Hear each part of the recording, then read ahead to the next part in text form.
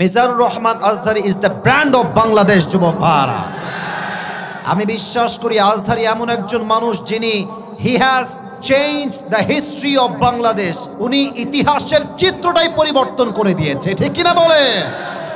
আমরা আগে মনে করতাম যে খেলোয়াড় হলেই শুধু সেলিব্রিটি হওয়া যায়, আমরা ভাবতাম নায়ক হলেই সেলিব্রিটি হওয়া যায়, আমরা ভাবতাম গায়ক হলেই সেলিব্রিটি হওয়া যায়। বাট আজহারি সাহেব প্রমাণ করেছেন নায়ক হয়ে শুধু নয়, গায়ক হয়ে নয়, খেলোয়াড় হয়ে নয়, একজন ইসলামিক লেকচারার হয়েও পুরো বিশ্বে সেলিব্রিটি হওয়া যায়। যুবক ভাইরা, ঠিক কিনা বলেন? আগে আমাদের মায়েদের স্বপ্ন আমরা দেখতাম, অনেক মায়েরা বলতো আমার ছেলে বড় হয়ে খেলোয়াড় হবে, আমার ছেলে বড় হয়ে গায়ক হবে, আমার ছেলে বড় হয়ে নায়ক হবে, আমার ছেলে বড় হয়ে ইঞ্জিনিয়ার হবে, আমার ছেলে বড় হয়ে ডাক্তার হবে। স্বপ্ন এখন আগের মতো নেই। It has change totally and completely. এখন লক্ষ কোটি মায়ের স্বপ্ন আমার ছেলে আজহারির মতো ইসলামিক স্কলার হবে। যুবক ভাইরা, লুৎফর রহমান সাহেব যিনি মারা গিয়েছেন, আল্লাহ ওনাকে জান্নাতের উঁচু মাকাম নসিব করে দিক, উনি বলেছিলেন আজহারি একদিন ফিরে আসবে, বিজয়ের বেশে ফিরবে, বীর বাহাদুরের বেশে ফিরে আসবে, ঠিক কিনা বলে? আর আমি প্রত্যেকটা যুবকদেরকে এই কথা বলতে চাই, তোমরা মাথায় রাখবা, কোনো দল মত দেখে হুজুরকে ভালোবাসা যাবে না। আমাদের প্রথম পরিচয় কোনো দল মত দিয়ে নয়, আমাদের রব এক, কোরআন এক, নবী এক, ধর্ম এক, আমরাও সবাই এক, ঠিক কিনা বলে? আমাদের পাশের দেশ ভারত বলতে আমি খুব লজ্জা পাচ্ছি আমার রংপুরের ভাইরা, যদিও তারা আমাদের প্রতিবেশী, তবে আমি স্পষ্ট ভাষায় বলছি এই দেশের সবচেয়ে বড় শত্রু দেশের নাম হচ্ছে ভারত। রংপুরের ভাইরা, আজহারি সাহেব বলেছেন আজকের মাহফিলে ভারতদেরকে উদ্দেশ্য করে যে তোমরা নিজের চরকায় তেল দাও, আমাদের দেশ নিয়ে তোমাদেরকে ভাবতে হবে না। আর আমাদের দেশ নিয়ে ভারতরা একটা মিথ্যা নিউজ ছড়াচ্ছে যে আমরা নাকি সাম্প্রদায়িক দাঙ্গা লাগাচ্ছি, আমরা নাকি দেশটাকে অস্থিতিশীল করতে চাচ্ছি। আর আমি স্পষ্ট ভাষায় বলছি, পুরো বিশ্বে যত মিডিয়া মিথ্যা নিউজ প্রচার করে তার মাঝে ভারত হচ্ছে টপ লেভেলের, এক নম্বরে আছে রংপুরের ভাইরা। ভারতের যেই সাংবাদিকগুলো নিউজ প্রেজেন্ট করে এদেরকে দেখে আমার নিউজ প্রেজেন্টার মনে হয় না, বেশিরভাগকে দেখে মনে হয় হকাররা নিউজ প্রেজেন্ট করছে। যুবক ভাইরা, আর একটা আছে দেখবা বাংলাদেশ আর থাকবে না, এইটাকে আমার দেখলে মনে হয় যে এই বেটা গুলিস্তানে আন্ডারপ্যান্ট বিক্রি করলে বেশি মানাতো। যুবক ভাইরা, আজহারি সাহেব স্পষ্ট ভাষায় বলেছেন বন্ধুত্ব দেখাইলে বন্ধুত্ব পাবা, যদি যে বন্ধুত্ব দেখানোর যোগ্যতা রাখে না সে ভালোবাসা পাওয়ারও যোগ্যতা রাখে না, ঠিক কিনা বলে? অতএব আমিও আজহারি সাহেবের সঙ্গে তাল মিলিয়ে একটা কথা বলতে চাই, আমরা কোনো দাঙ্গা চাই না, মারামারি চাই না, বিদ্বেষ চাই না, সাম্প্রদায়িক সম্প্রীতি নষ্ট করতে চাই না। আমাদের কথা একটা, আমাদের সঙ্গে ভালো থাকবা, ভালো আমরা থাকবো, আমাদের সঙ্গে খেলবা, আমরাও তোমাদের সঙ্গে খেলবো। তবে মাথায় রেখো, এই খেলা কোনো সাধারণ খেলা নয়, এটার নাম হচ্ছে গজওয়ায়ে হিন্দ। আল্লাহর হাবিব বলেছেন হিন্দুস্তানের সঙ্গে মুসলমানদের একটা যুদ্ধ হবে, এটার নাম হবে গজওয়ায়ে হিন্দ। এই গজওয়ায়ে হিন্দে যেই যুবকরা, যেই মুসলমানরা মাথায় কাফনের কাপড় বেঁধে জীবন দেওয়ার জন্য, শহীদ হওয়ার জন্য নামবে, তারা সবাই আল্লাহর জান্নাতে প্রবেশ করবে, ঠিক কিনা বলে? অতএব আমি আমার শেষ কথা স্পষ্ট ভাষায় বলতে চাই, আজহারি সাহেব দেশে ফিরে এসেছেন। যারা আজহারি সাহেবকে দেশ থেকে তাড়িয়েছিলেন তারা কিন্তু এই দেশে এখন আর টিকে নাই। আজহারি সাহেব বলেছিলেন কারো মন্তব্য আমার গন্তব্য ঠেকাইতে পারবে না। আর আল্লামা দেলোয়ার হোসেন সাইদি হুজুর বলেছিলেন তোমরা থাকো সব গাছের আগায়, আমরা থাকি গাছের গোড়ায়। বাড়াবাড়ি বেশি কইরো না, জুলুমবাজি কইরো না, আলেমদেরকে ধরে জেলখানায় দিও না। 18 কোটি মানুষ গাছের গোড়ায় একটা ঝাঁকুনি দিবে, মামুর বাড়ি দিল্লি গিয়ে তোমরা পড়বা, দিল্লি গিয়ে পড়েছে।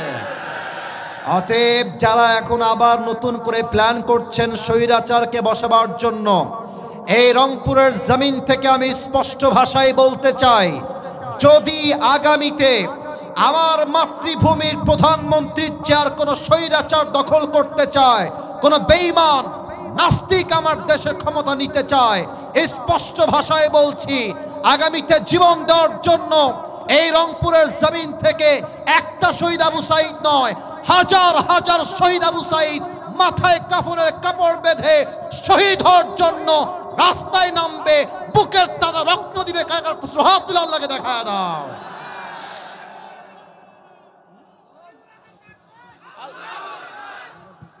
আল্লাহ তাআলা এই স্লোগানকে কবুল করুন, সকলে পড়ুন আমিন। আপনারা সবাই কি মরে গেছেন না বেঁচে আছেন? সবাই একটা কাশি দেন। আমার এই মাহফিলে যারা এসেছেন বউ আছে কার কার একটু হাত তুলেন তো। বউ আছে কার কার? আচ্ছা, বউ আছে, হাত নামান। এবার যাদের বউ নাই, সিঙ্গেল পার্টি কারা একটু হাত তোলো। আরে আব্বারা বোঝে না রে, আব্বারা বোঝে না যুবক ভাইরা।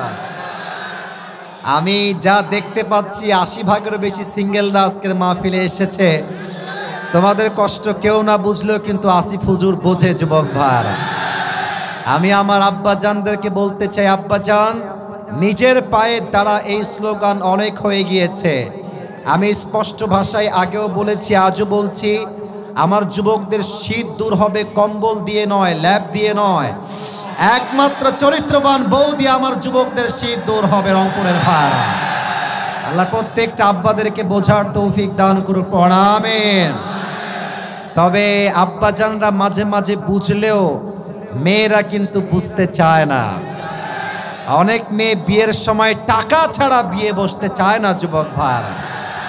খুব খেয়াল করবো, অনেক মেয়ে আছে টাকার প্রতি এত লোভ তাদের, টাকা পাইলে টাকলার সঙ্গে বিয়ের পিড়িতে বসে যায়। আল্লাহ এই সমস্ত মেয়েদেরকে হেদায়েত দান করুন, সবাই পড়ুন আমিন।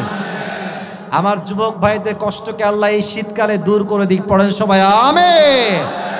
প্রথম তাকবীর দিবেন আজকে আমার প্রিয় বিবাহিত ভাইরা, দ্বিতীয় তাকবীর দিবেন আমার প্রিয় সিঙ্গেল ভাইরা। আমি দেখতে চাই কার গায়ের জোর কত বেশি। বিবাহিত ভাইরা একটা কাশি দেন, তাকবীর দেন বিবাহিত ভাইরা, লিল্লাহি তাকবীর। মাইকম্যান ভাই সাউন্ডটা কেমন ঝ্যানঝ্যান আর চিকুন হয়ে গেছে। আমি আবারও বলছি, সাউন্ডটা ক্লিয়ার রেখে মোটা করেন, মোটা বেসটা মোটা করেন। সিঙ্গেল ভাইরা তোমরা এবার একটা কাশি দাও। নাম্বারটা আপনারাই দিবেন, মিডিয়ার ভাইরা রেকর্ড করছে। I don't know anything about it, it's just totally your decision. দেখা যাক আজকে কি সিদ্ধান্ত আসে, যুবকরা পাস না বিবাহিতরা পাস, আমরা দেখতে চাই। সিঙ্গেল ভাইরা এবার তাকবীর দেন, লিল্লাহি তাকবীর। বিবাহিত ভাইরা আই এম সো সরি, আপনারা আমাকে মাফ করে দিবেন। আজকে আমার প্রিয় সিঙ্গেল ভাইয়েরা 80 নাম্বার বেশি পেয়ে পাস করেছে, ঠিক কিনা বলেন? এবার সবাই মিলে আমরা একটা তাকবীর দিব এমন জোরে যে তাকবীরের ঠেলায় আমি আসিফ হুজুর স্টেজ ভেঙে নিচে পড়ে যাব। সবাই মিলে একটা কাশি দেন। বাঘের মতো স্লোগান দিবেন, প্রমাণ করবেন যে আপনারা সবাই সিংহ পুরুষ, বিড়ালের বাচ্চা আপনারা কেউ নন। সবাই একটা কাশি দেন। লিল্লাহি তাকবীর। আল কোরআনের আলো, আল হাদিসের আলো। কথাটা আসলে ভুল হয়েছে, আমার প্রিয় ভাইরা বুঝে গেছে, they got the right answer. এখানে আসলে ঘরে ঘরে না, এখানে হবে সংসদে জালো। Let's try again together. আমরা আবার চেষ্টা করে দেখি পারা যায় কিনা। হাত তোলে। আল কোরআনের আলো, আল হাদিসের আলো। কোরআন হাদিস যেখানে, আলেম ওলামা যেখানে, রংপুরবাসী যেখানে, আল্লাহ তাআলা যেন কবুল করে নেয়। আমরা সকলেই দিল থেকে পড়ছি আমিন। আলোচনা খুব বেশি লম্বা রাত পর্যন্ত হবে না। আমি এখানে অংশগ্রহণ করেছি বিশাল লম্বা শর্ত সমূহ দিয়ে আমি এখানে এসেছি। আমার কথা হচ্ছে ওয়াজ লম্বা হওয়া জরুরি নয়, ওয়াজ বোঝাও জরুরি, পাশাপাশি ফজরের নামাজটা জামাতে পড়া আরও বেশি জরুরি। আপনি লম্বা সময় ওয়াজ শুনে গিয়ে ফজরের নামাজটা পড়বেন না, ওয়াল্লাহি এই ওয়াজ দিয়ে 1 পয়সা দাম আল্লাহর কাছে পাওয়া যাবে না, ঠিক কিনা বলে? আর একটা কথা রংপুরকে নিয়ে না বলে পারছি না। আমি আসলে বাংলাদেশের প্রত্যেকটা জেলা বিভাগ সব জায়গায় আমি গেছি। এটা কোনো অহংকার না, জাস্ট বোঝাবার স্বার্থে বলছি। বিশ্বাস করেন আমার কথা, মিডিয়া আমার সামনে, রংপুরের মানুষের যে ভালোবাসা, বিশ্বাস করেন এই ভালোবাসার তুলনা কোথাও পাওয়া যাবে না যুবক ভাই। এবং আমি খুব খেয়াল করেছি মাঝে মাঝে এমনও হয়েছে যে রংপুরে বা আপনাদের এদিকেই রাত 12টার পরে উঠেছি, 1টার সময় উঠেছি, পরিবেশ পরিস্থিতির জন্য এত দেরি হয়েছে। 2:30 পর্যন্ত ওয়াজ, 2টা পর্যন্ত ওয়াজ, বাধ্যতামূলক দেরি করতে হয়েছে। আমি অবাক হয়ে গেলাম, রাত বাজে 2:30, কেউ উঠে না। আমি বললাম দোয়া করব, লোক বলছে না। আমি বললাম এর কই আসলাম? পরে ভাবলাম যে রংপুরের মানুষ কলিজার থেকে কোরআনকে ভালোবাসে। রংপুরে আসলে কলিজা ঠান্ডা হয়ে যায়। আমার রংপুরের ভাইদের জন্য আমি দোয়া করে দেই, প্রত্যেকটা ভাইকে আল্লাহ তাআলা ইসলামের সৈনিক ওমরে ফারুক রাদিয়াল্লাহু তাআলা আনহুর মতো কবুল করেন, সকলে পড়েন আমিন। আমি তাফসিরে যাচ্ছি, আমি সবার কাছে একটা আবদার পায়ে হাত রেখে করতে চাই, বিনয়ের সাথে, with being very humble to you. আমি খুব বিনয়ের সঙ্গে বলছি, সেলফি নিয়ে মারামারি করবেন না, মোবাইল বের করবেন না। আমি যখন কথা বলছি, তাফসির করছি, আমাকে দেখা জরুরি নয়, আমি কি বলছি দ্যাট ইজ মোস্ট ইম্পর্ট্যান্ট। তো আমি চাই এই মাহফিলটা আজকেই নয়, বরং এইটা কালকে ফেসবুকে, ইউটিউবে আপলোড যাবে। আজকের রংপুরের মাহফিল পুরো বাংলাদেশে একটা ঐতিহাসিক মাহফিল হয়ে থেকে যাবে, ঠিক কিনা বলেন? এই পরিবেশটা আমি সবার থেকে চাই। সবাই একটা তাকবীর দেন শেষবার, লিল্লাহি তাকবীর। আজকে আমরা কোরআন থেকে তাফসীর করব যেই পাড়ার থেকে আমার রংপুরের বদরগঞ্জের ভাইয়েরা। পাড়া নাম্বার হচ্ছে 4। বলেন সবাই, পাড়া নাম্বার কত? আমি শুনি নাই ভাই, আওয়াজ লাগবে বাঘের মতো। পাড়া নাম্বার কত? এটাই রংপুরের সাউন্ড। সূরাটার নাম হচ্ছে সূরাতু আলে ইমরান। বলেন সবাই, সূরাটার নাম কি? আলে ইমরান। যে আয়াত থেকে আমি তাফসীর পেশ করতে চাই, এই আয়াতটা হচ্ছে 102 নাম্বার আয়াত। বলেন সবাই 100 কয় নাম্বার আয়াত? 2 নাম্বার আয়াত। এই আয়াতে আল্লাহ তাআলা মুসলমানদের জন্য 2টা মেসেজ দিয়েছেন, মোট 2টা মেসেজ। এই পেছনে আওয়াজ হবে না, পেছনে আওয়াজ হবে না। এই ভাই পেছনে আওয়াজ হবে না, একদম না। মজা না, মজার জায়গায় মজা, আদবের জায়গায় আদব। সবসময় মজা করলে ব্যক্তিত্ব নষ্ট হয়ে যায়। আমার কথা, তাফসীর এখন শুরু হচ্ছে। No fun, be serious, take it seriously please, মনোযোগ দেন। 100 কয় নাম্বার আয়াত? ভুলে গেছেন দেখছি। 100 কয় নাম্বার আয়াত? কয়টা মেসেজ আল্লাহ এখানে দিয়েছেন? 2টা। আগে বলে দেই ভূমিকার কথা।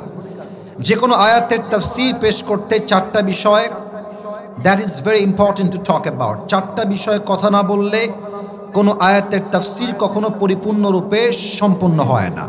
ফার্স্ট অফ অল যে বিষয়টাকে উল্লেখ করতে হয় সেটা হচ্ছে রাইট প্রোনাউন্সিয়েশন, রাইট রিসাইটেশন, সঠিক তেলাওয়াত।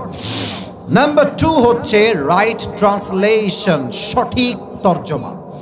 And number 3 হচ্ছে what's the explanation of this ayah, এই আয়াতের ব্যাখ্যা কি আপনাকে জানতে হবে।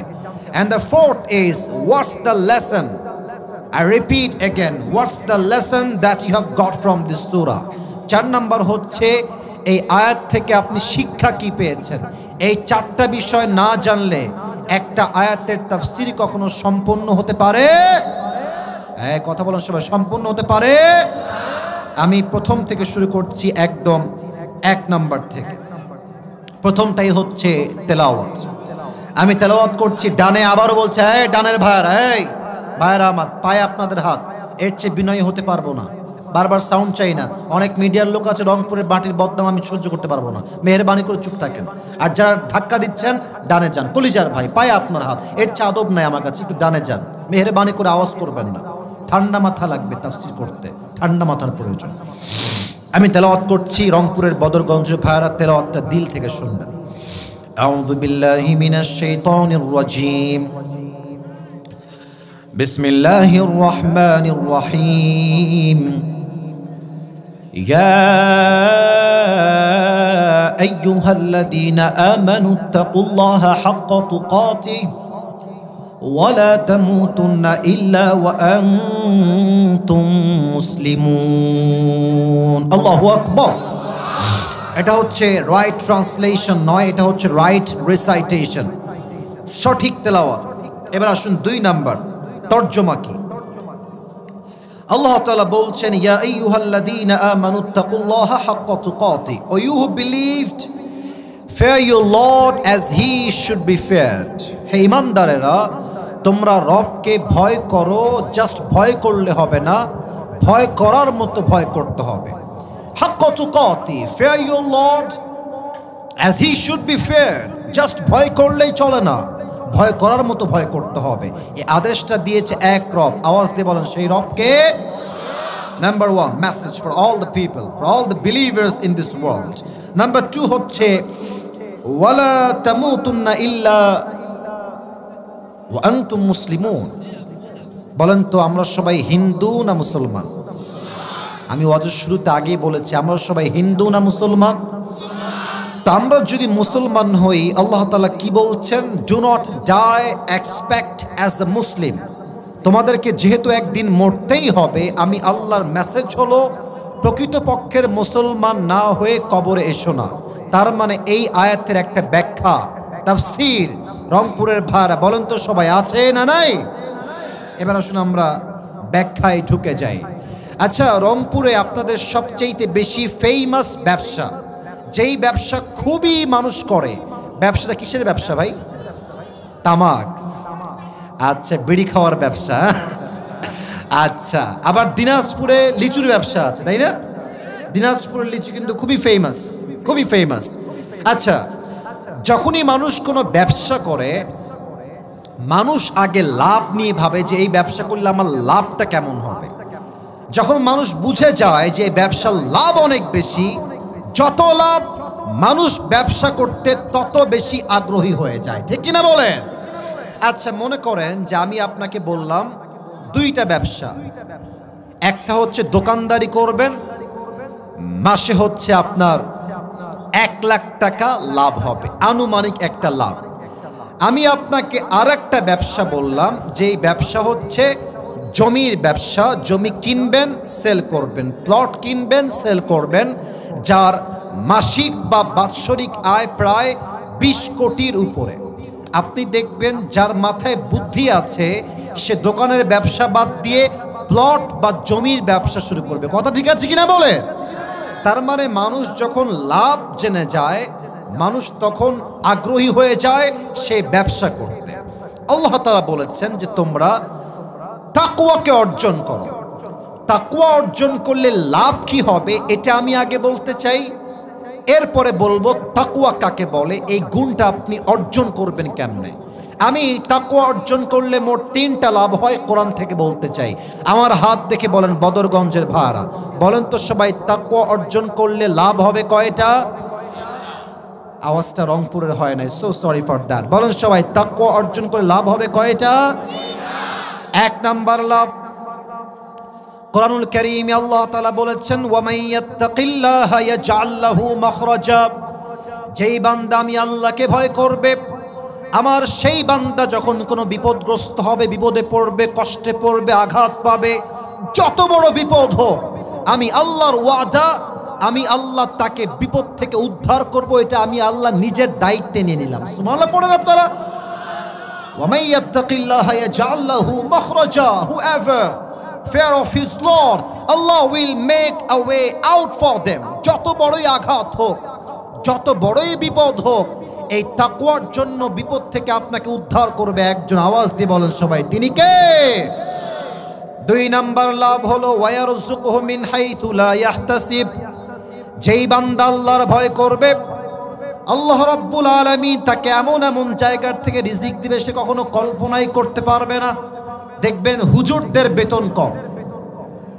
আমি আসিফ নিজে আপনারা হয়তো বা অনেকে এটা অন্যদিকে নেবেন, বাট আমি এটা শো অফের জন্য বলছি না। আমার রংপুরের ভাইরা, সামনে মিডিয়া ডান বাম করলেই ট্রল শুরু হয়ে যাবে। সো আমি খুব বুঝে শুনে কথা বলছি, মেপে মেপে বলছি। আমার বেতন ছিল মাত্র 3,000 টাকা। বলেন সবাই, কয় হাজার টাকা? 3,000 টাকা। আমি বলছি না আমি খুব মুত্তাকি, বাট এতটুকু বলতে পারি যে আল্লাহর ভয় আমার অন্তর একটু হলেও আছে। আমার বেতন ছিল 3,000 টাকা। আমি বিশ্বাস করেন প্রিয় ভাইয়েরা, আমি যে বাইকে তেল ভরবো এই টাকাও আমার কাছে ছিল না। একটা পর্যায়ে কি হলো, আমি আমার আব্বাকে বললাম, আব্বা তোমার এই ভাঙড়ি গাড়ি তুমি তোমার কাছে রাখো, আমার দ্বারা এইটা আর চালানো সম্ভব না, আমার কাছে তেল ভরার টাকাই নাই, আমি আজ থেকে হেঁটে হেঁটে ক্লাস করব, হেঁটে হেঁটে বাসায় আসব। এটা আমার নিয়ত ওই সময়। ইভেন আর একটা কথা বলে ফেলি, আমার আব্বা একজন খতিব এবং আমার আব্বা একজন মাদ্রাসার প্রিন্সিপাল। বেতন অন অ্যান অ্যাভারেজ আমার বাবার ছিল সেই সময়ে সর্বমোট মাদ্রাসা এবং মসজিদ মিলিয়ে 15,000 টাকা। আমার বড় বোন আছে, আমার ছোট বোন আছে, আমি হলাম ভাই। এই হচ্ছে আমাদের 3 সন্তানের এবং বাবা মায়ের এই 5 জনের সংসার। একজন মানুষের ইনকাম হচ্ছে 15,000 টাকা, ফ্যামিলির মেম্বার হচ্ছে 5 জন। ভাই আপনারাই কোন এই দেশে 15,000 টাকা দিয়ে 5 জন মানুষের সংসার কি চলে? ছি ছি, এত আস্তে কথা বললে কারে ওয়াজ করি? 15,000 টাকা বেতনে কি সংসার চলে এই দেশে? বড্ড অভাব ছিল, সত্য কথা, বড্ড অভাব ছিল। ইভেন এমনও সময় গেছে যে আমি যে ভালো জুব্বা পরে একটু ক্যামেরার সামনে ভিডিও করব, আমার কাছে ভালো কোনো জুব্বা ছিল না। আমার বন্ধু, তার নাম হচ্ছে আবু হুরায়রা, তার জুব্বা আমি ধার নিয়ে নিয়ে পড়তাম। বিশ্বাস করেন, আমার কাছে সাইকেল কিনে চলতে হবে, আমার পরিস্থিতি হচ্ছে এইরকম। বাট আল্লাহ তাআলা জাস্ট 2 বছরের ব্যবধানে আমাকে এতটা উপরে উঠাই দিয়েছেন যে আমি 2 বছর পরে আমার অ্যাবিলিটি এত বেশি হয়ে গেছে যে আমি আমার টাকা দিয়ে অর্ধ কোটি টাকার গাড়িও কিনতে পেরেছি। এটা শো অফ না, ওয়াল্লাহি শো অফ নয়। মূল বিষয় হচ্ছে 2টা। 1, যদি আপনি আল্লাহর উপরে ঈমান রেখে তাকওয়া অর্জন করতে পারেন। 2, আপনি যদি আব্বা আম্মার দোয়া নিয়ে চলতে পারেন। কসম খোদার, ওয়াল্লাহি বিল্লাহি তাল্লাহি, 3 কসম করে বলছি, আপনার সফলতা রুখে দেওয়ার সাধ্য কারো কাছে নাই যুবক ভাইরা, ঠিক কিনা বলে? আল্লাহ বলছেন, তুমি আমার তাকওয়া অর্জন করো, তোমার রিজিক আমি এমন জায়গার থেকে দিব তুমি কখনো কল্পনাই করতে পারবে না। পরে সবাই দিল থেকে সুবহানাল্লাহ। আপনারা সবাই আল্লামা মামুনুল হক সাহেবের নাম শুনেছেন না? এত আস্তে কেন? শুনছেন না নাম আপনারা সবাই? ভাই, এই দেশটা হচ্ছে সেই দেশ যেই দেশে আপনি যাকে নিয়ে যত ট্রল করবেন, যাকে আপনি যত নামাবার ট্রাই করবেন, দিন শেষে সে একটা টপ ব্র্যান্ড হয়ে যাবে, ঠিক কিনা বলেন? ইসরে, আপনারা ভুলে গেছেন, আমি কিন্তু ভুলি নাই। মামুনুল হক সাহেবকে সেই রুম কাণ্ড এক মহিলাকে নিয়ে কি পরিমাণ বেইজ্জতি তারা করেছে যুবক ভাইরা। নারীর চরিত্র নিয়ে আমার চরিত্রে আঘাত করা, কোন নারীর কেলেঙ্কারি কোনো পুরুষের উপরে দেওয়া, এটাই হচ্ছে পুরুষের জীবনে সবচেয়ে বড় বদনামের জায়গা, ঠিক কিনা বলে? মামুনুল হক সাহেবকে সেই কেলেঙ্কারি দিয়ে ধর্ষণ মামলা, ছি ছি ছি ছি ছি, একটা আলেমের বিরুদ্ধে ধর্ষণ মামলা। Could you imagine that? আপনি ফিল করতে পারেন এটা কোনো মারাত্মক কথা? 3 বছরের জেল দিল, তিনি আবার বের হয়ে আসলেন। বলেন তো, ওনার সম্মান কমে গেছে না বেড়ে গেছে? এখন যেখানেই যাবে জাস্ট নাম শুনবে মামুনুল হক আসছে, লক্ষ লক্ষ মানুষ এক মাঠে জামায়াত হয়ে যাবে, ঠিক কিনা বলে? তো মামুনুল হক সাহেব একটা কথা বলতেন যে, আমাকে অনেকে বলে যে আপনি সরকারি চাকরি করেন। ইভেন অনেকে আমাদেরকে বোঝায় যে মাদ্রাসার শিক্ষক হলে, ইমাম হলে, খতিব হলে কোনো দাম নাই। মামুনুল হক সাহেব একটা কথা বলেছেন, আমার কানে এখনো এটা বাজে। উনি বললেন যে, যেই সরকারি বেতনের টাকা পেয়ে আমাকে সুদখোরকে স্যালুট করতে হয়, ওই সরকারি চাকরিকে আমি গুল্লি মারি। কথা ঠিক আছে কিনা বলতে হবে যুবক ভাইরা আমার। আমি ভ্যান চালায় খাবো, আমি রিক্সা চালায় খাবো, আমি মুড়ি বেচে খাবো, বাট হারামের টাকা অর্জন করব না, কারো পায়ের গোলাম হয়ে আমি থাকতে পারবো না, ঠিক কিনা বলে? আমি মানছি হুজুরদের বেতন কম, আমি মানছি 7,000 টাকা বেতন, 10,000 টাকা বেতন, বাট যেহেতু হুজুরদের মাঝে তাকওয়া আছে, তাদের এই অল্প বেতনে বরকত দিয়েছে এক সত্তা। আওয়াজ দিয়ে বলেন সবাই, তিনি কে? সর্বশেষ লাভ বলেই আমি তাকওয়ার ডেফিনেশন দিতে চাই। তাকওয়া আসলে কাকে বলে? 3 নাম্বার ব্যাখ্যা দেওয়ার আগে জানতে চাই, সবার থেকে উত্তর চাই, আমি নিজেও উত্তর দিব। একজন এই এই এই হ্যাঁ, বসো বসো, নতুন আসছো, নতুন, খবরদার ঠ্যাং ভেঙে ফেলবো একেবারে জায়গাতে। এই মাহফিলে আসা যাবে, বসা যাবে, শোয়াও যাবে, উঠে যাওয়া যাবে না, ঠিক কিনা বলে? ইসলামী মিয়া বছরে একদিন আসলে তুমি উঠে যাবা? খবরদার। কেউ যদি দেখেন উঠে যাচ্ছে, ওর লুঙ্গি টাই না ধরে বসাই দেবেন, খুলে যেন না যায়। খবরদার উঠবা না। তাকবীর দেন সবাই, লিল্লাহি তাকবীর। আমার রংপুরের ভাইরা আমাকে উত্তর দিবেন জবান খুলে, দিল খুলে। জান্নাত আমরা সবাই চাই কি চাই না? যদি এমন হয় যে আমি এক জান্নাতের মালিক নই, 2 জান্নাতের মালিক হয়ে যাব, ব্যাপারটা কি খারাপ হবে না ভালো হবে? সূরাতুর রহমান 27 নম্বর পারায় আল্লাহ তাআলা বলছেন, ওয়ালিমান খাফা মাকাম রাব্বিহি জান্নাতা। জান্নাতা আল্লাহ তাআলা বলছেন, আমার যেই বান্দা আমার ভয় অর্জন করবে, আমি আল্লাহ তাকে কিয়ামতের দিন 2টা জান্নাতের মালিক বানায় দেব। সুবহানাল্লাহ। এই হচ্ছে তাকওয়া অর্জনের লাভ। এটা হচ্ছে ব্যবসার বেনিফিট। এটাই হচ্ছে আপনার ইন্টারেস্ট, এটাই হচ্ছে আপনার মূল আগ্রহের জায়গা। এই হচ্ছে লাভ। এবার বলেন তো, তাকওয়ার সংখ্যা কি হতে পারে? কে জানে কোনটা? তাকওয়া কাকে বলে? আল্লাহ ভয় তো অর্থ, বাট তাকওয়া কাকে বলে? আচ্ছা আমি বলছি। আমি তাকওয়ার মোট 2টা সংখ্যা বলবো। রংপুরের ভাইরা বলেন সবাই, কয়টা? আমাকে উত্তর দেন তো। ইসলামের দ্বিতীয় খলিফা যিনি ছিলেন, দ্বিতীয় খলিফা, সেকেন্ড খলিফা, তার নাম কি ছিল? উত্তর ভয় পাচ্ছেন, বলেন সবাই, নাম কি ছিল? ওমরে ফারুক রাদিয়াল্লাহু তাআলা আনহু। এই যে ড্রোন উঠছে, গ্রামের চাচাতো ভাই সব ড্রোনে তাকায় আছে। ড্রোনে কি আছে বল না? গ্রামের চাচাতো ভাই যখন প্রথম ড্রোন দেখে, তাই না? একদম না, এদিকে আমার দিকে ওড়ুক, ওর কাজও করবে। সবাই তাকবীর দেন, লিল্লাহি তাকবীর। ওমরে ফারুক ডাক দিয়ে বলছে, একজন সাহাবী, তার নাম হচ্ছে উবাই ইবনে কাব রাদিয়াল্লাহু তাআলা আনহু। ডাক দিয়ে বলছে, হে উবাই ইবনে কাব, আমাকে বলেন তো, মা তারিফুত তাকওয়া, তাকওয়া কাকে বলা হয়? উবাই ইবনে কাব বললেন, হে ওমর, আপনি কি কখনো কাঁটাযুক্ত রাস্তায় হেঁটেছেন? কাঁটা, চতুর্পাশে কাঁটা আর কাঁটা। বলছে অবশ্যই হেঁটেছি। বলছে কেমনে হেঁটেছেন? আপনার হাঁটার স্টাইলটা কেমন ছিল? আচ্ছা, এখানে তো আমার টেবিল দেওয়া আছে, আমি দেখাইতে পারছি না। আমি জুতা পরে আছি, অ্যাপেক্সের জুতা। এটা মানে ব্র্যান্ড প্রমোট করার উদ্দেশ্য না। উদ্দেশ্য হচ্ছে এই জুতা খুব বেশি শক্ত না, যদি কাঁটা থাকে জুতা সহ কাঁটা সহ পায়ে ঢুকে যাবে। তো ওমরে ফারুক বললেন যে আমি কোন নর্মাল জুতা পরি না, আমি পরি বুটের জুতা। এমন চামড়া, এমনভাবে তৈরি যে কাঁটায় যদি পাটা পড়ে যায়, look at my right hand, এটা হচ্ছে পা, নিচে হচ্ছে কাঁটা। যদি কাঁটায় আমার পাটা পড়ে যায়, জুতাটা এত শক্ত পরি যেন কাঁটাটা পায়ের ভেতরে ঢুকতে না পারে। আর হাতে কি রাখেন? বলছে হাতে আমি লাঠি রাখি, যাতে কোনো বাঘ, ভাল্লুক, সাপ, বিচ্ছু আমাকে কখনো অ্যাটাক করতে না পারে। উবাই ইবনে কাব বলছেন, এটার নামই হচ্ছে তাকওয়া। সুবহানাল্লাহ পড়বেন না আপনারা সবাই? ওমরে ফারুক ডাক দিয়ে বলছে, হে উবাই ইবনে কাব, তাকওয়ার অর্থ তো আমি বুঝলাম না, তাকওয়া আসলে কাকে বলে? এবার উবাই ইবনে কাব ডাক দিয়ে বলছে, ইয়া খলিফাতুল মুসলিমিন, জঙ্গলে চলতে গেলে যেমন কাঁটা আছে, রাস্তাও আছে, বাঘ আছে, ভাল্লুক আছে, আবার ভালো জায়গাও আছে। দুনিয়ায় চলতে গেলে একদিকে আছে হালাল, আর একদিকে আছে হারাম। Decision is totally yours. Which one you wanna select for your life? আপনি নিবেন কোনটা, এটা আপনার সিদ্ধান্ত। দুনিয়াতে হালালও আছে, হারামও আছে। বলেন তো সবাই, প্রেম করা হালাল না হারাম? আরে বেটা হালাল।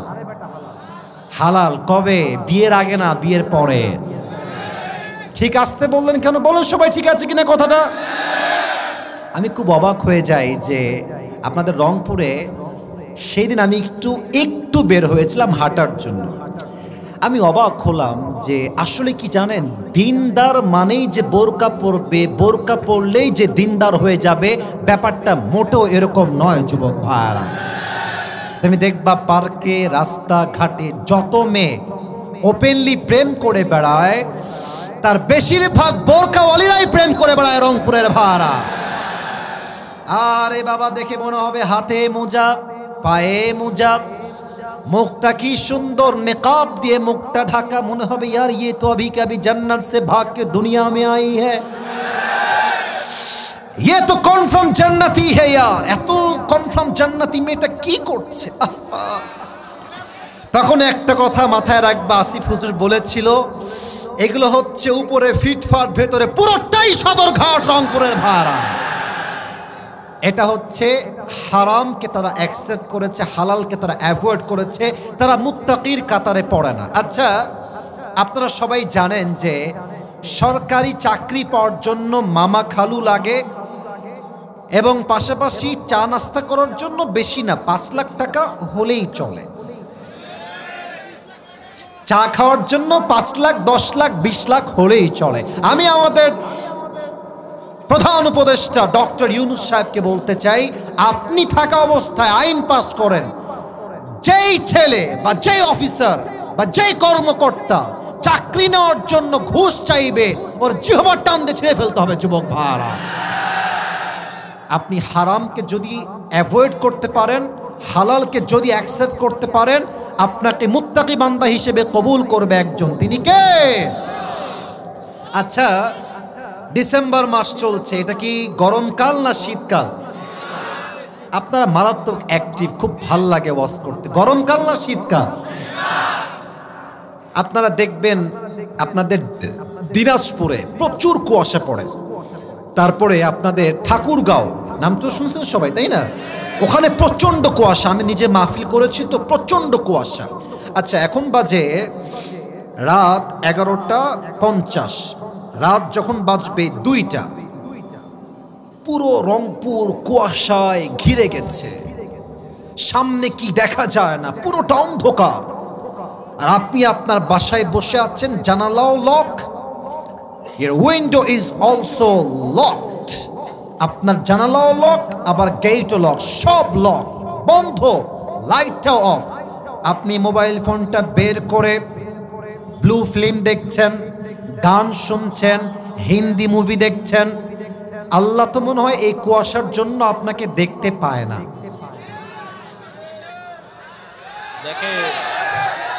আল্লাহ অন্ধকার লাইট তাই দেখতে পায় না, আল্লাহ কুয়াশার জন্য দেখতে পায় না। পায় না কি পায় না? পায়। এটাই হচ্ছে তাকওয়া। কেউ দেখে না, কেউ শোনে না, দেখে একজন, শোনে একজন, তার নাম কি বলেন সবাই? কে? যাদের হৃদয়ে আছে আল্লাহর ভয়, তারা কভু পথ ভুলে যায় না। আল্লাহর প্রেম ছাড়া এই দুনিয়ায় কারো কাছে কোনো কিছু চায় না। ঠিক কিনা বলে? This is called fear of Lord. No one can see, no one can observe, but Allah is the only one who is observing myself in every single time. প্রতিটা মুহূর্তে আমাকে পর্যবেক্ষণ করছে আরশে আজিম থেকে আমাদের সত্তা। বলেন সবাই, তিনি কে? এবার একটা ঘটনা বলতে চাই তাকওয়াকে কেন্দ্র করে। ভাইজান সাউন্ডটা আর একটু বাড়ায় দেন, বেসটা সহ। আপনারা সবাই পাকিস্তানের একজন টপ ফেমাস স্কলার, তার নাম হচ্ছে মাওলানা তারিক জামিল, নাম শুনেছেন? অনেকে দেখেছেন ফেসবুকে, ইউটিউবে। আমি দেখেন ব্রাউন কালার ব্লেজার, নর্মাল একটা জুব্বা, টুপি আর এক কালার। উনি কিন্তু এত রং ঢঙের কালার পরেন না, উনি অলওয়েজ সাদা পায়জামা, সাদা পাঞ্জাবি, আর দেখবেন অলওয়েজ সাদা পাগড়ি, এন্ড নাথিং এলস, অলওয়েজ এমনিই থাকেন। আমি সেই দিন ইউটিউবে ঢুকলাম, সার্চ করলাম মাওলানা তারিক জামিল লেকচার অ্যাবাউট তাকওয়া, what is the definition of তাকওয়া। আমি সার্চ করলাম ইউটিউবে, তোমরাও সার্চ করতে পারো বাসায় গিয়ে। তো তার একটা বক্তব্য আসলো তাকওয়া কাকে বলে, তাকওয়াকে ঘিরে। আমি যে ঘটনা এখন বলবো আপনাদের কলিজায় গিয়ে ঘটনাটা আঘাত করবে, তবে এটা কোথাও উল্লেখ নেই কোরআন বা হাদিসে, এটা বর্তমান প্রেক্ষাপটের ঘটনা। তাকওয়া আসলে কাকে বলে? পাকিস্তানের একজন যুবক যে তাবলীগ করে, পাশাপাশি সে একজন হুজুর টাইপের ছেলে, দাড়িও আছে, টুপিও পরে, 5 ওয়াক্ত নামাজ কালাম ঠিকঠাক পড়ে, পেশায় সে একজন তাবলীগের দায়ী। তো সেই যুবকটা অসুস্থ হওয়ার জন্য একটা মেডিকেলে ভর্তি হয়েছে। মেডিকেলটা হচ্ছে খ্রিস্টানদের মিশনারি হসপিটাল। তো খ্রিস্টানদের যে হসপিটালগুলো হয়, এখানকার নার্স যারা থাকে তারা কেউ মুসলমান হয় না, তারা সবাই খ্রিস্টান হয়। রংপুরের ভাইয়ারা মুসলমান হয় না খ্রিস্টান হয়। তো সেই যুবকটা প্রায় 7 দিন যাবৎ মেডিকেলে ভর্তি আছে। যখন 10 দিন হয়ে গেছে, তার রিলিজ পেপার আসছে, তার ছুটি হয়ে যাবে। তো যেই নার্স রিলিজ পেপার নিয়ে আসছে, সে দেখতে খুবই সুন্দরী, দেখতে অসাধারণ, তার রূপ অসাধারণ। তারিক জামিল বললেন যে পাকিস্তানের সেই নার্স এসে যুবককে বলছে, मैं आपसे एक बात करना चाहती हूँ, अगर आपकी इजाज़त मिले तो, যদি আপনি আমাকে অনুমতি দেন আমি একটা কথা আপনার সঙ্গে বলতে চাই। যুবকটা মাথা নিচু করে বললেন যে आप क्या कहना चाहती है बहन, आप बताइए, मैं सुनने के लिए तैयार हूँ। আপনি বলেন কি বলবেন। তো খ্রিস্টান মেয়েটা নট ইনডিরেক্টলি, একদম ডিরেক্টলি বলছে যুবকটাকে, সে কিন্তু খ্রিস্টান, আই রিপিট এগেন, মেয়ে কিন্তু খ্রিস্টান, এটা কিন্তু মুসলমান। মেয়েটা বলছে मेरी एक ही बात है, मैं आपसे शादी करना चाहती हूँ। আমি আপনাকে ও কি করে, এই আগে বোঝো। মেয়েটা বলছে আমি আপনাকে বিয়ে করতে চাই। তো যুবকটা এটা শুনে টাস্কি খাইছে, আরে আমি হলাম খ্রিস্টান নই, আমি হলাম মুসলমান, সে তো খ্রিস্টান মেয়ে, সে আমাকে কেন বিয়ে করতে চায়।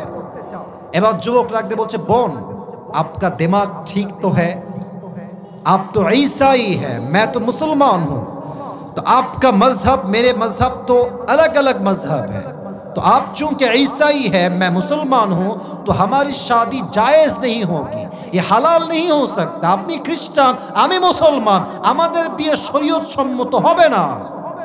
মেয়েটা বলছে अगर आप राजी हो जाए तो मैं अभी के अभी कलिमा पढ़ के मुसलमान हो जाऊंगी। আপনি বলেন না আপনি রাজি আছেন কিনা। মিয়া বিবি রাজি তো क्या करेगा, বলেন আপনি রাজি আছেন কিনা। যুবকটা ভাবছে কি বলবো, আচ্ছা আগে জানি যে সে আমাকে বিয়ে করতে চায় কেন।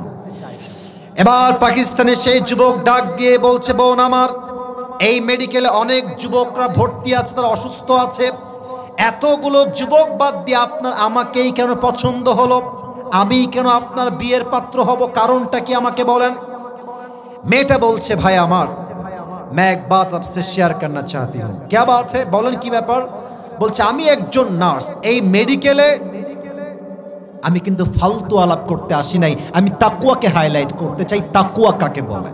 মেয়েটা বলছে এই মেডিকেলের সবচেয়ে সুন্দরী নার্স হচ্ছি আমি, সবাই জানে I am the most beautiful lady in this medical hospital, আমার মতো সুন্দরী কেউ এখানে নাই। তো আমি দেখেছি যখনই আমি রুমে ঢুকি, আশেপাশের সব পেশেন্ট, সব ছেলে আমার দিকে এক চোখে হা করে তাকায় থাকে, कौन आया है, कितनी खूबसूरत है, लेकिन मैंने तुम्हें देखा कि तुमने आज तक मेरी तरफ एक आंख उठा के भी नहीं देखा। সবাই আমার দিকে তাকায় কিন্তু তুমি আমার দিকে কখনো চোখ তুলে তাকাও না। তো আমি ভাবলাম হয়তো আজকে দেখে নাই কালকে দেখবে, কাল দেখে নাই পরশু দেখবে।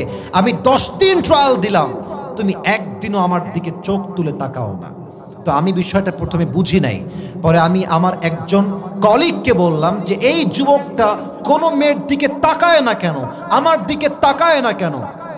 আমার কলিগ আমাকে বলল সে একজন মুসলমান যুবক এবং সে জানে যে আমার মনের শান্তির জন্য কোনো বেগানা মেয়েকে যদি আমি দেখি চোখের শান্তির জন্য, আমার আমল নামায় জিনার গুনাহ লিখে দিবে একজন, তিনি কে। আর যদি আমি গোপনেও দেখি, কোনো মতে চোখ বন্ধ করে হালকা করে দেখলাম, আমাকে কেউ না দেখলেও দেখছে একজন, আওয়াজ দিয়ে বলেন সবাই, তিনি কে। যুবকটা বুঝে গেছে আমাকে বিয়ের মূল উদ্দেশ্য হচ্ছে তাকওয়া। तो युवक बोलते ठीक है, अगर आप मुसलमान होना चाहती है तो मैं भी आपसे शादी करने के लिए तैयार हूँ। तारिक जमील बोलें परवर्ती समय आलेम आसलें, मेटा कालेमा पड़े मुसलमान हलो, ओई युवकटाके बिয়েও করে ফেললো। সুবহানাল্লাহ পড়বেন না আপনারা সবাই, এটাই ইসলাম। এটাই ইসলাম।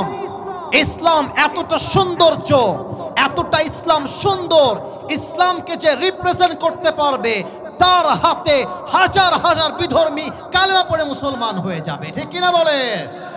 তার প্রমাণ হচ্ছে ডক্টর জাকির নায়েক, তার প্রমাণ হচ্ছে মুফতি ব্যাংক, তার প্রমাণ হচ্ছে ওস্তাদ নোমান আলী খান, তার প্রমাণ হচ্ছে ডক্টর মিজানুর রহমান আজহারি, তার প্রমাণ হচ্ছে শহীদ আল্লামা দেলোয়ার হোসেন সাইদি হুজুর, ঠিক কিনা বলে?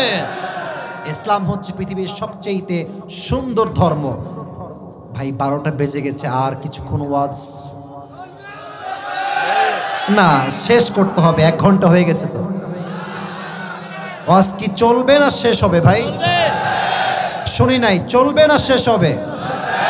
আচ্ছা, একটা গ্যাপ চাই, ব্রেক চাই। ব্রেকটা চাই এই জন্য যে 12টার পরে কিছুক্ষণ ওয়াচ করে আমি শেষ করব, দোয়া করব, তবে একটা ব্রেক চাই। ব্রেকটা হচ্ছে আমি কিছু বলবো না, একজন যুবককে চাই যার বউ নাই, সিঙ্গেল, দাঁড়িয়ে একবার তাকবীর দিবা কেমনে তাও শিখাই দিচ্ছি। লিল্লাহি তাকবীর বলবা, সিঙ্গেল কে একটু দাঁড়িয়ে তাকবীর দাও। হ্যাঁ দাও, তুই বউ জীবনও পাবি না, বস। হ্যাঁ তাকবীর দাও।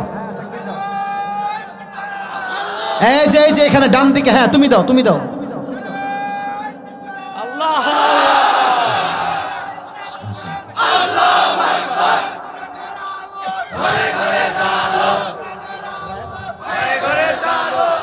তোমার বউ কনফার্ম? আল্লাহকে দিনদার নেককার বউ দিয়ে দিক, সবাই প্রণামে। মাওলানা তারিক জামিল আর একটা ঘটনা তাকওয়া নিয়ে বলেছেন, পারমিশন দিলে বলবো, নয় সামনের দিকে আগাবো। বলা যাবে কি যাবে না? পাকিস্তানের একজন তাবলীগের দায়ী, তিনি গিয়েছেন ইউরোপে। প্রিয় ভাইরা, আমেরিকাতে যেই পরিমাণ জেনা হয় পুরো বিশ্বেও সেই পরিমাণ জেনা হয় না, ঠিক কিনা বলে? তো যুবকটা পার্কে গিয়ে হাঁটতেছে, হঠাৎ করে মাগরিবের নামাজের সময় পেছনে কে কই যায়, পেছনে লোক একজন, তাহলে আমি দোয়ার দিকে যাব, বুঝে গেছি, আচ্ছা বসেন। এই ঘটনা বলবো না আজকে, আগামীতে কোনো একদিন বলবো। আমার দিকে তাকান তো সবাই, আমার দিকে সবাই তাকান। আমি যে এটা পরে আছি এটা কি পাঞ্জাবি না জুব্বা? জুব্বা। ভাই বলো সবাই, পাঞ্জাবি না জুব্বা? আচ্ছা, পাঞ্জাবি আর জুব্বার বেসিক ডিফারেন্স কি, পার্থক্য কি? জুব্বাটা হচ্ছে একদম টাকনু পর্যন্ত, আর পাঞ্জাবিটা হচ্ছে হাঁটুর নিচে যায় বা হাঁটুর উপরে যায়, আর দুই পাশ দিয়ে ফাড়া বা কাটা। ওমর ফারুক রাদিয়াল্লাহু তাআলা আনহু দাঁড়িয়ে জুমার মেম্বারে জুমার খুতবা দিচ্ছেন। হঠাৎ করে এক সাহাবী দাঁড়িয়ে বলছে, ইয়া ওমর, হে ওমর, তোমার জুব্বার সাইজ লম্বা কেন? তুমি কি রাষ্ট্রের টাকা মেরে খেয়েছো ওমর? এবার আমার চেহারা দেখেন সবাই। ওমরে ফারুক কোনো চিৎকার নাই, কোনো মারামারি নাই, তার এত বাজে কথা শুনে জাস্ট একটা মুচকি হাসি দিয়েছেন। আর পাশ থেকে ওমরের সন্তান আব্দুল্লাহ ইবনে ওমর দাঁড়িয়ে গিয়েছে, বলছে, এই কাকে কি বলছেন? আপনার মাথা ঠিক আছে? আপনি বসেন, আপনাকে আমি বলবো আমার আব্বার জুব্বা লম্বা হয়েছে কেন। এবার আমার দুই হাত দেখেন তো, আমার দুই হাতে এইটা কি? আমি হাদিস বোঝাতে যাই প্র্যাকটিক্যাল, এটার নাম কি?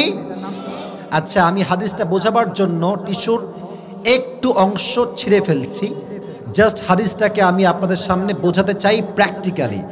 এবার বলেন তো, আমার বাম হাতে একটা ফুল টিস্যু আর ডান হাতে একটা কাটা টিস্যু, তো আমার ডান হাতের টিস্যু বেশি লম্বা না বাম হাতের টিস্যু বেশি লম্বা? Right answer. বলো সবাই, ডান হাতে না বাম হাতে? তো ওমরে ফারুকের জুব্বা হচ্ছে এইটা, সাইজে শর্ট হয়ে গিয়েছে। আব্দুল্লাহ ইবনে ওমর বলছে, আমার বাবার জন্য এবং আমার জন্য দুইটা জুব্বা প্রত্যেক বছর রাজ্য থেকে দেওয়া হয়। তো এই বছর যে জুব্বাটা আব্বাকে দেওয়া হয়েছে, আব্বার জুব্বাটা সাইজে একটু শর্ট হয়ে গেছে। তো আমার আব্বা চাইলে একটা জুব্বা নয়, কয়েক লাখ জুব্বা ক্রয় করতে পারে, সেই সামর্থ্য তার আছে। কিন্তু আমার আব্বা কি বলছে? বলছে, হে আব্দুল্লাহ ইবনে ওমর, এদিকে আসো। আব্বা, তোমার জুব্বার এখান থেকে একটু কাটো, গোল করে কাটো। কাটলাম আব্বা, এবার কি করব? বলছে, এই কাটাটা দর্জি নিয়ে এসে আমার জুব্বার নিচে লাগিয়ে পট্টি বেঁধে দাও, পট্টি লাগায় দাও। ছেলে বলছে, আব্বা আপনি একজন প্রধানমন্ত্রী, আপনি পট্টি দাও জামা পরবেন, ছেঁড়া জামা পরবেন আব্বা? আব্বা বলছে, হে আব্দুল্লাহ, ছেঁড়া জামা পরা উত্তম আল্লাহর জাহান্নামের আগুনে পোড়ার চাইতে, যুবক ভাইরা, ঠিক কিনা বলে? জাস্ট ছেলের প্রতি এই চিন্তা দিলেন যে জীবনে মরে যাবা, অভাবে থাকবা, বাট রাষ্ট্রের একটা পয়সা মেরে খাওয়া যাবে না, ঠিক কিনা বলে?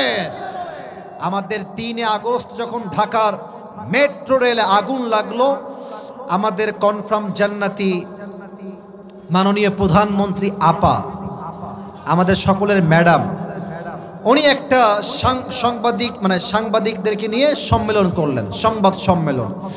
এই মহিলা যে অভিনয় জানতো যুবকেরা, এই মহিলা অভিনেত্রী হলে পুরো বিশ্ব কাঁপায় ফেলতো, ঠিক কিনা বলে? এসে বলছে চোখের পানি মুছে, আমার মেট্রো রেল ঠিক করতে 300 কোটি টাকা লেগে যাবে। আমি ওরে বাবা রে বাবা, 300 কোটি! 5 আগস্টে তার পতন হয়ে গেল। আমরা দেখলাম 300 কোটি তো অনেক দূরের কথা, মাত্র 20 কোটির কমে মেট্রো রেল ঠিক হয়ে গেছে। এটাই প্রমাণ এই দেশের মাটির থেকে জনগণকে ধোঁকা দিয়ে 1 কোটি নয়, 2 কোটি নয়, হাজার হাজার কোটি টাকা বিদেশের মধ্যে পাচার করা হয়েছে, যুবক ভাইরা, ঠিক কিনা বলে? ওই দেশ আমরা আর দেখতে চাই না। সময় খুবই কম, 2টা কথা এই পয়েন্টে বলতে চাই। আমরা আগামীতে যদি ঠিক হয়, ঠিক বলবেন, শেষ ভালো যার সব ভালো তার। আমরা আগামীতে কোনো নারী নেতৃত্ব এই দেশে আর দেখতে চাই না। কোনো নারীকে প্রধানমন্ত্রী হিসেবে আমরা দেখতে চাই না রংপুরের ভাড়া, ঠিক কিনা বলে? 1 নাম্বার দাবি। 2 নাম্বার কথা মন দিয়ে শুনবেন, শুধুমাত্র যে পুরুষ চাই তা নয়, আমরা এমন একজন পুরুষকে প্রধানমন্ত্রী হিসেবে চাই, যেই পুরুষ প্রধানমন্ত্রীও হবেন, আবার একই সময়ে তার যোগ্যতা এতটা হাইলি কোয়ালিফাইড হবে, তিনি প্রধানমন্ত্রীও হবেন, জাতীয় মসজিদ বাইতুল মুকাররমে দাঁড়িয়ে জুমার খুতবা দেওয়ার যোগ্যতাও রাখবে রংপুরের ভাড়া। এমন নেতা আমরা সবাই দিল থেকে চাই কি চাই না? দেশের প্রধানমন্ত্রী যদি হয় জাতীয় মসজিদ বাইতুল মুকাররমের ইমাম, এই দেশে সুদ বন্ধ হবে, ঘুষ বন্ধ হবে, চাঁদাবাজি বন্ধ হবে, অন্যায় বন্ধ হবে, ঘুষ বন্ধ হবে, ধর্ষণ বন্ধ হয়ে যাবে, ঠিক কিনা বলে? আল্লাহ তুমি এই দেশটাকে মদিনার দেশ বানায় দাও, সকলেই পড়েন আমিন। সর্বশেষ কথা বলেই শেষ করতে চাই। আল্লাহ তাআলা বলেছেন মুসলমান না হয়ে মারা যেও না। এর মানে আমরা নামে মুসলমান, কাজে মুসলমান হতে পারি নাই। আমার দিকে তাকান তো সবাই, এইটা আমার হাতে, এটাই শেষ কথা বলছি, এটার পরে দোয়া হবে। এইটা আমার হাতে কি? ছি বলো সবাই, নাম কি? দেখবেন আল্লাহর রসুলের সুন্নাত দাড়ি রাখলে অনেক মেয়েদের চুলকায়, যুবক ভাইরা। অনেক মেয়ে দেখবা দিনদার ছেলে পছন্দ করতে চায় না, গাঞ্জাখোরকে পছন্দ করে, যুবক ভাইরা। এরা আমার কথা একটা, যেই মেয়ে আমাকে দাড়ি রেখে বিয়ে করতে চায়, সেই মেয়ে আমার বউ হওয়ার যোগ্যতা রাখে, ঠিক কিনা বলে? আমি মুসলমান ঘরের সন্তান, আমি নামে মুসলমান নই, আমি নামেও মুসলমান, আমি কাজেও মুসলমান, ঠিক কিনা বলে? আল্লাহ আমাদের সবাইকে নামে কাজে উভয় জায়গায় মুসলমান হওয়ার তৌফিক দান করুন। পড়েন সবাই আমিন। সবাই 2 হাত তুলে, এবার সবাই 2 হাত তোলেন, সবাই, এভরিওয়ান রেইজ ইওর 2 হ্যান্ডস, সবাই 2 হাত তোলেন। আমি যা ওয়াদা করাই সবাই সেই ওয়াদা করবেন। দাঁড়ায় থাকা ভাইয়ারা, বসে থাকা ভাইয়ারা, সেম ওয়াদা। বলেন সবাই দিল থেকে আমাকে ডাক দিয়ে, আগে একটা কাশি দেন, তাকবীর দেন সবাই, লিল্লাহি তাকবীর। বলেন সবাই আমাকে ডেকে, বলেন সবাই হুজুর। আরো জোরে রেকর্ড হচ্ছে, বলেন সবাই হুজুর। আমরা রংপুরের সন্তান, আপনাকে ওয়াদা দিলাম, আজ আমরা সবাই দোয়া না করে বাসায়, এবার হাত দেখতে চাই, ফিরে যাব না। বলেন সবাই হাত তুলে ইনশাআল্লাহ।